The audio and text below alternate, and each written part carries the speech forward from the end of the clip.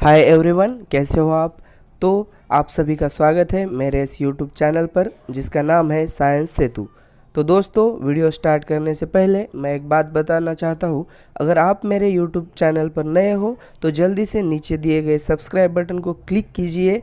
उससे आपको मैं जो भी साइंस टॉपिक पर वीडियोस बनाऊंगा वो आपको मिल जाएंगे।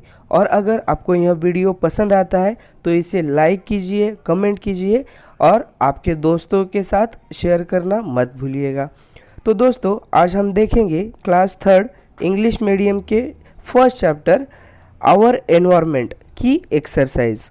तो दोस्तों, आइए देखते हैं हमारी एक्सरसाइज का फर्स्ट क्वेश्चन जो है ए, व्हाट्स द सॉल्यूशन। तो इसका क्वेश्चन हम देखेंगे। There are a lot of unusual pages in last years notebooks, they must not get wasted. तो यहाँ पर आपको पूछा है कि गए साल की जो आपकी नोटबुक है उसमें बहुत सारे पेजेस क्या हुए हैं वहाँ पे जो बच गए हैं। ओके, तो उसको अगर वेस्ट नहीं जाने देना है तो हमें क्या करना पड़ेगा या हम उससे क्या कर सकते हैं। तो इसका सॉल्यूशन क्या होगा कि make a notebook of those pages और practice math problems on those waste pages. तो अगर जो वेस्ट पेजेस बचे हैं तो उसका हमें क्या करना पड़ेगा कि उसकी हम एक अच्छी सी नोटबुक बना सकते हैं। ओके, और फिर अगर नोटबुक भी नहीं बनानी है तो हम उस पर हमारे जो मैथ्स के प्रॉब्लम्स है उसकी प्रैक्टिस कर सकते हैं। तो इसमें हम देखेंगे अभी हमारा जो सेकेंड क्वेश्चन है जिसका नाम है बी, ड्रॉ पिक्चर्स। तो इसमें हमने देखने को मिलेगा कि draw a picture of a spiders web, find out why a spider views a web, under the picture write the information you get।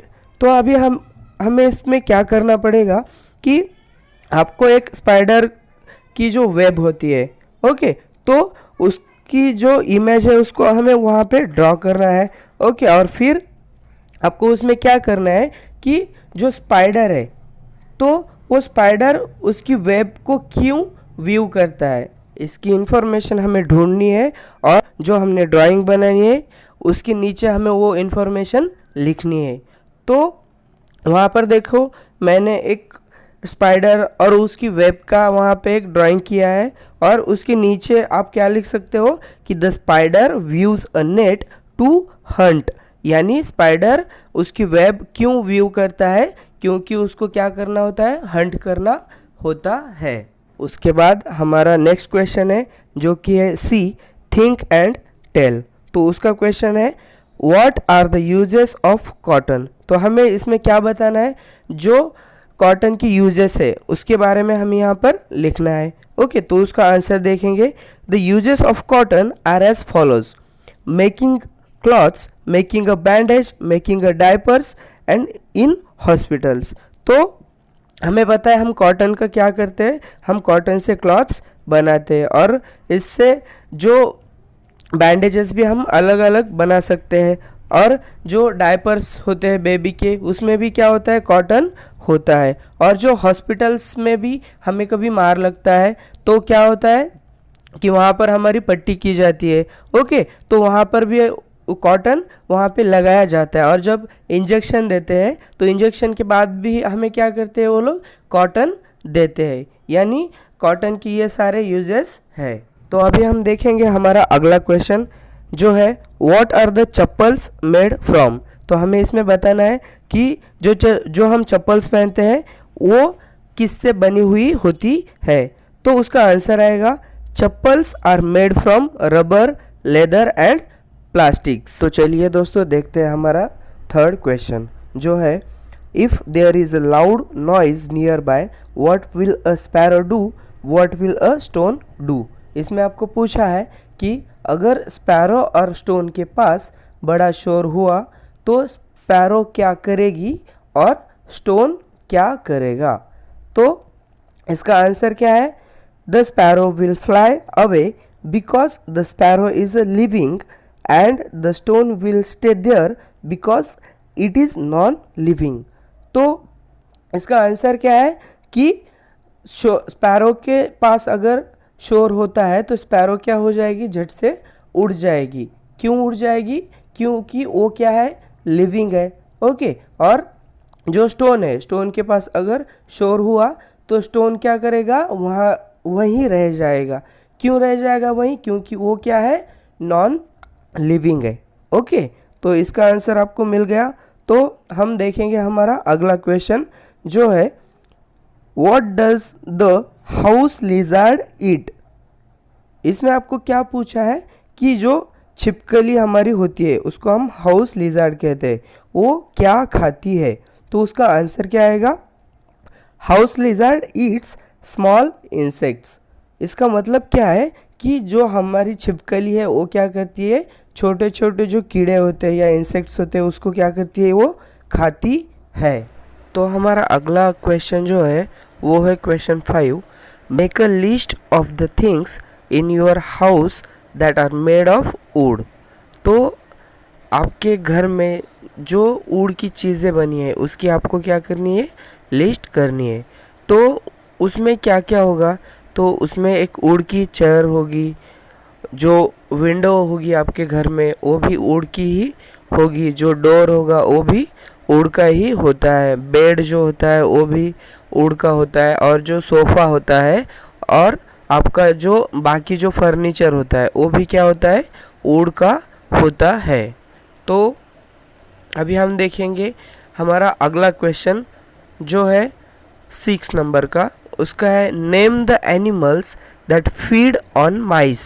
और उसका जो आंसर आएगा वो है snakes and cats are feed on माइस।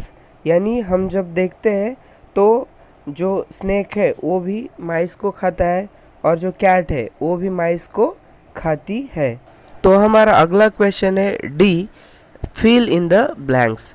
तो पहली fill in the blanks is the place of a stone dash dash only if someone picks it up and moves it. तो इसमें आपको पूछा है कि स्टोन की जगह क्या होती है जब उसे कोई उठाकर दूसरी जगह रखता है, तो उसकी जगह क्या होती है, उसकी जगह चेंज होती है। तो इसका पूरा आंसर कैसे आ जाएगा?